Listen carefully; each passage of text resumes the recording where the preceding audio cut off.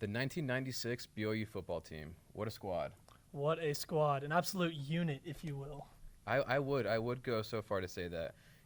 We've been talking about it all show, and right now between me and Jackson, Caleb Turner here from the Universe Sports Talk podcast, we're going to break down a little bit of what made that team so special and how that connects and relates to the current BYU program. Absolutely. Obviously, the 1984 team won the national title, but there's a lot of people that think that 96 team could have beat them by 1 or 2 touchdowns. So pretty special group, like you said, a lot of great faces on that team. One of Lavelle Edwards' all-time greatest units, and like you said, Caleb, there's a lot of parallels between the 96 team and the 2021 team. It's been a quarter century, but there's a lot of parallels, and it's been said that the 96 team offers that blueprint going forward for how BYU can compete and succeed in the Big 12 in a Power 5 landscape.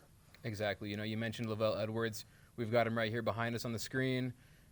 Current head coach Kalani Sitake always mentions Lavelle Edwards as his primary inspiration as a coach, as a mentor for his current players. So it's very fitting, I think, that we talk about Lavelle Edwards as we discuss this team, his impact on that team, and just kind of that culture that he was able to build that has really been reborn and reflected in the current Kalani Sitake team that we're seeing. We mentioned, we had the chance to talk with some of the 96 team members a few weeks ago when they were in town for that ASU game.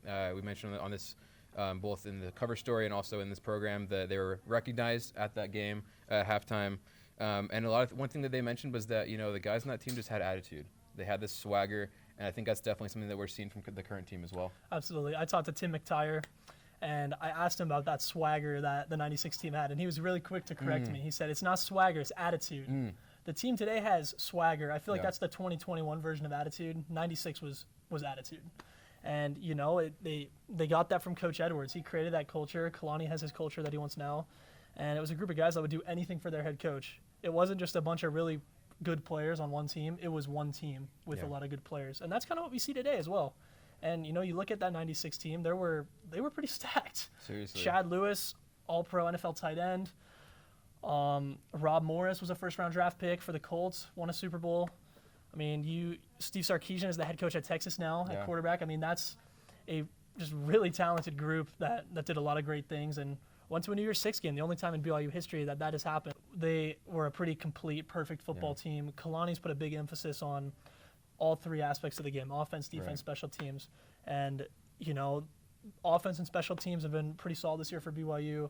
Defense has had their moments. They've flashed here and there. But back in 96, all 3 aspects were as perfect as they could be.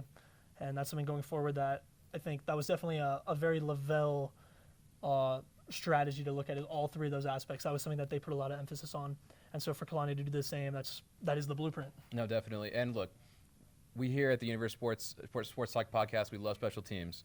And we sure do. When you're able to have the type of athlete on special teams, like a James Dye, right, who is a kick returner, and they had the slogan, punt you die, right? If you have that kind of weapon, not only in the 2 main phases of offense and defense, but in special teams, that just takes your team to another level where you reach that complete, perfect nature. And I think, with this year, with a guy like Ryan Rico as your punter, right? You punt, you die for a different reason. You punt, you die for a different reason.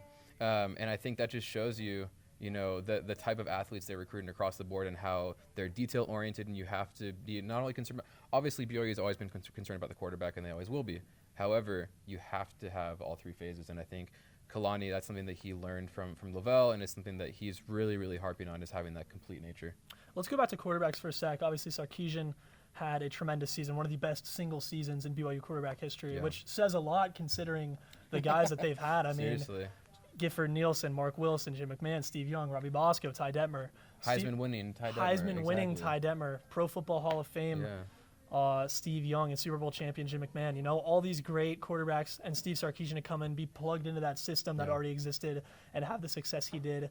And, that's something that BYU is starting to do again. They're becoming a quarterback school. Definitely. And when you talk about, what is the legacy of this 96 football team, I think primarily it's winning, right? They won so many games, beat Utah every year. Those rivalries are so important. And now returning to 2021, BYU finally beat Utah again. And so I think when you look at what is that blueprint, what is that legacy? It's winning games. and it's also doing it in a way, like Kalani Sitake always says, loving and learning, which is an ideology and a culture that he took from Lavelle Edwards. Always cites him, always mentions him in press conferences. And so, when you look back and you think, hey, what was that legacy? Lavelle Edwards, a player's coach, and that results in winning games. And when you're winning games, everything else works out. Just win, baby. Just win. It's the key to everything. Just win. And one of the other legacies of that team, I feel like, is the attitude that they had. Totally. They had fun playing football. They all bought in. Yeah. They did it together, and they made some noise. Actually, a few years ago, my dad came out for a game, and we ran into Derek Stevenson, who was a linebacker on that '96 team. Yep. And my dad was a senior in college in the '96 season, so he remembers it well. He was at all the games. It's one of his favorite sports teams ever. And so when we ran into Derek Stevenson, he's like, "Oh yeah, you're the guy who started all the fights on kickoff, And that's that attitude, and you can remember that 20-something years later. Yeah. And we're seeing that a little bit this year. The Nakua brothers have brought a lot of life into the team. But I think it's not only, if you don't want to be known for starting fights. No, but doing it in a way. Obviously, you have the attitude, you have the confidence, right? But doing it in a way that you can back up, doing it in a way that when you're off the field, you can say that you love those guys that you were getting a little chippy with. You don't hold grudges. It's the passion. It's the fire. And you look at a guy like Derek Stevenson, right? Great guy, nice guy.